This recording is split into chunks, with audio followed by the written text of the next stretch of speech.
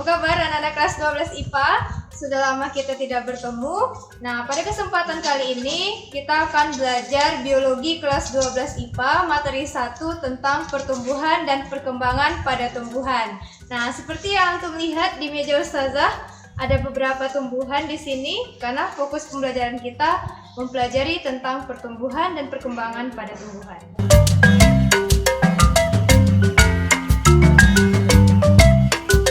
Jadi, kenapa sih kita perlu mempelajari proses pertumbuhan dan perkembangan pada tumbuhan?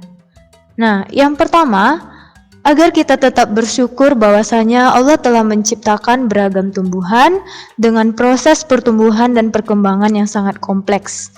Nah, yang kedua, hampir setiap hari kita mengkonsumsi bahan-bahan pangan kita berasal dari hasil tumbuh-tumbuhan. Contohnya di saat kita mau makan, di dalam piring kita ada nasi, ada sayur, kemudian mungkin ada beberapa lauk pauk yang berasal dari sumber protein nabati.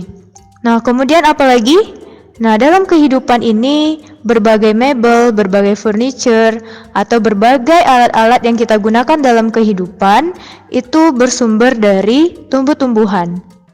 Nah, oleh karena itu sangat penting kita mempelajari bagaimana sih proses tumbuhnya suatu tumbuhan, bagaimana sih proses berkembangnya suatu tumbuhan, sehingga kita sebagai umat manusia yang diciptakan oleh Allah Subhanahu wa Ta'ala sebagai umaro ataupun sebagai khalifah untuk menjadi pemimpin dan menjadi orang-orang yang membuat bumi ini makmur.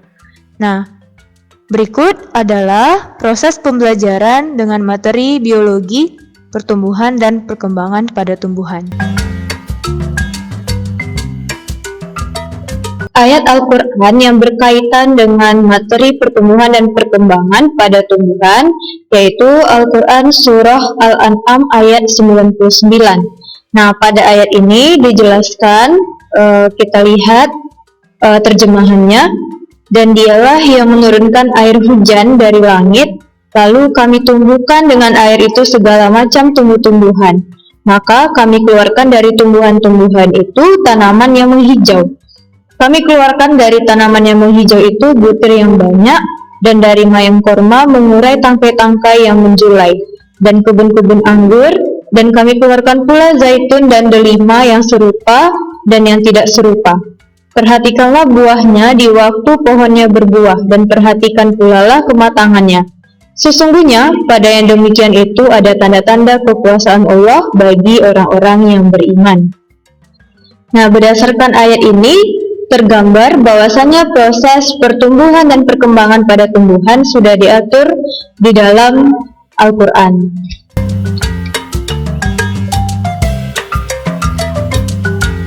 Kita masuki materi kita yang pertama di kelas 12 IPA, yaitu tentang pertumbuhan dan perkembangan pada tumbuhan. Nah, pada pertemuan 1 ini, maka Ananda sekalian harus bisa memberikan pencapaian, khususnya indikator pencapaian kompetensi. Nah, adapun pencapaian yang harus kita capai pada pertemuan 1, yang pertama, Ananda sekalian harus bisa membedakan pertumbuhan dan perkembangan pada tumbuhan. Kemudian yang kedua, menjelaskan proses perkecambahan. Yang ketiga, membandingkan jenis-jenis perkecambahan. Dan yang keempat, menjelaskan faktor yang mempengaruhi pertumbuhan dan perkembangan pada tumbuhan. Yang pertama, kita lihat perbedaan antara pertumbuhan dan perkembangan. Nah, apa sih bedanya? Nah, kalau kita ingat kembali pembelajaran kita di kelas 7 SMP, itu sudah dijelaskan bahwasanya pertumbuhan dan perkembangan ini merupakan salah satu ciri dari makhluk hidup. Nah, apa sih bedanya? Nah, kalau kita lihat, pertumbuhan merupakan penambahan jumlah, penambahan ukuran dan massa sel. Sedangkan perkembangan merupakan proses menuju pendewasaan pada tumbuhan. Selanjutnya, pertumbuhan bersifat kuantitatif atau bisa diukur, sedangkan perkembangan bersifat kualitatif atau tidak bisa diukur. Dan yang ketiga, pertumbuhan bersifat irreversible atau tidak bisa kembali ke kondisi semula. Nah, sedangkan perkembangan bersifat reversibel atau bisa kembali ke kondisi semula. Kalau kita lihat contoh, salah satu contoh pertumbuhan yaitu pada gambar ini kita lihat ada proses tanaman yang sedang tumbuh, yang awalnya masih dalam bentuk kotiledon, kemudian berangsur-angsur tumbuh akar pertama, kemudian tumbuh daun pertama sehingga menjadi tumbuhan yang utuh. Sedangkan perkembangan merupakan proses menuju kedewasaan. Nah, contohnya pada tanaman yang sedang berbunga dan tanaman yang sedang berbuah. Nah, karena di saat tanaman berbunga dan berbuah, maka pada kondisi inilah dinyatakan sebuah tumbuhan itu mengalami perkembangan sehingga menghasilkan kualitas, atau di saat tumbuhan itu bisa bereproduksi. Kemudian kita pelajari proses perkecambahan. Nah, apa sih yang terjadi sehingga sebuah biji bisa tumbuh menjadi kecambah?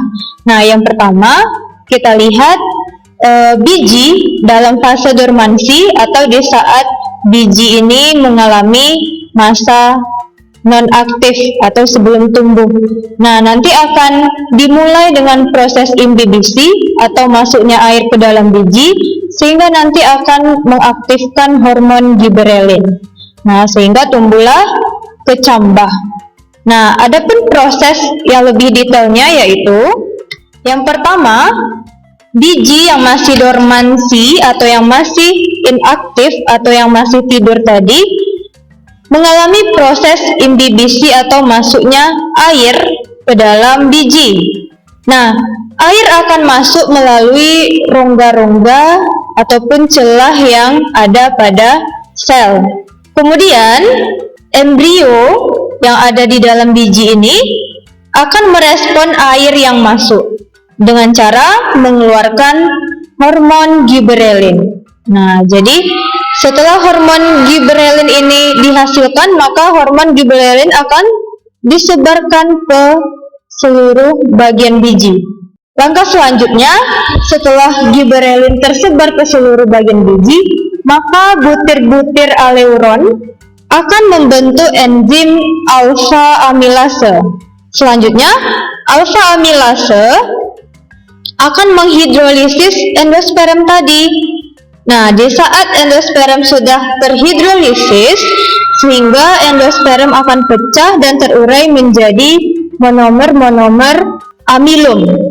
Nah, karena adanya amilum tadi, maka amilum akan memberikan energi ataupun memberikan makanan kepada cikal bakal tumbuhnya embrio, sehingga terbentuklah akar pertama, kemudian akan tumbuh selanjutnya daun pertama.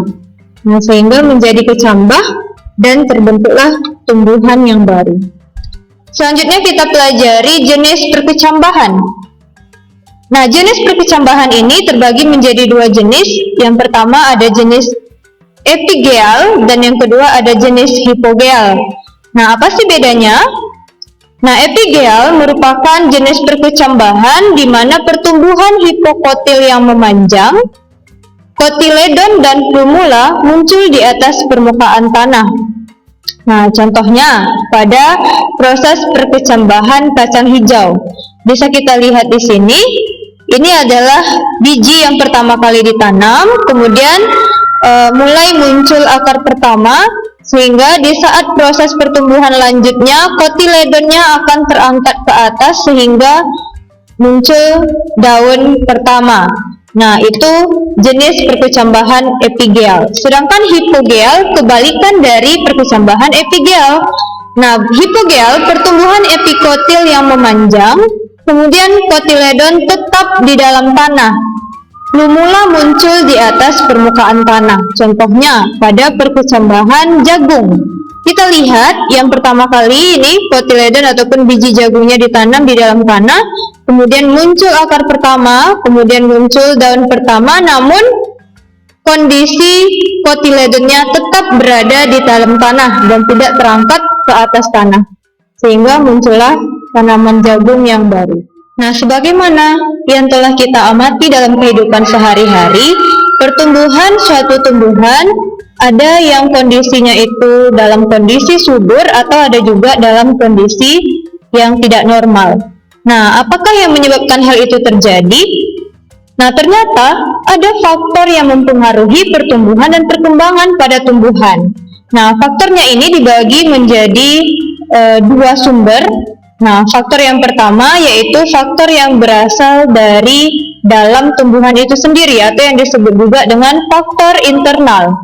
Nah, faktor internal ini terdiri dari dua jenis. Nah, yang pertama yaitu gen pada tumbuhan itu sendiri, dan yang kedua hormon pada tumbuhan, yaitu ada hormon auksin, hormon sitokinin, hormon giberelin, dan asam absisat. Selanjutnya ada faktor luar atau faktor eksternal. Nah, jadi hal-hal dari luar tumbuhan yang mempengaruhi proses pertumbuhan dan perkembangan.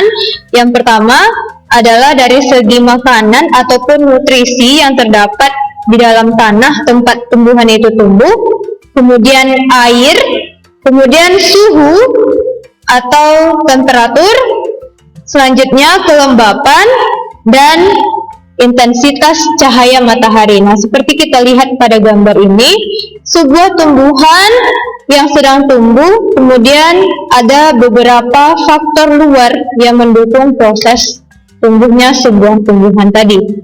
Nah, oleh karena itu, karena kita sudah mengetahui proses perkecambahan, kemudian faktor yang mempengaruhi pertumbuhan dan perkembangan, maka sudah selayaknya kita selaku manusia ataupun makhluk yang diciptakan oleh Allah Subhanahu wa Ta'ala bersyukur dan menjaga alam di sekitar kita. Kenapa? Karena sumber pertama dari kehidupan ataupun menjadi produsen di dunia ini ataupun di bumi ini yaitu tumbuh-tumbuhan.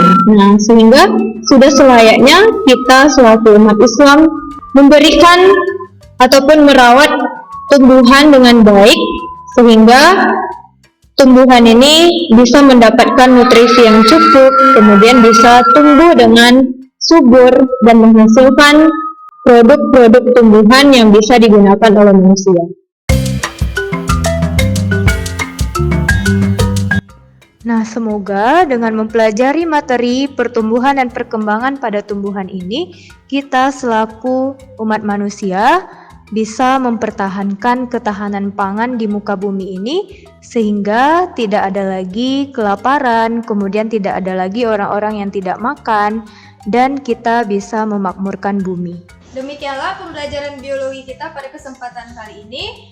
Terima kasih atas perhatiannya. Assalamualaikum warahmatullahi wabarakatuh. Jangan lupa like, share, and subscribe ya, agar channel ini bisa berkembang untuk selanjutnya. Terima kasih.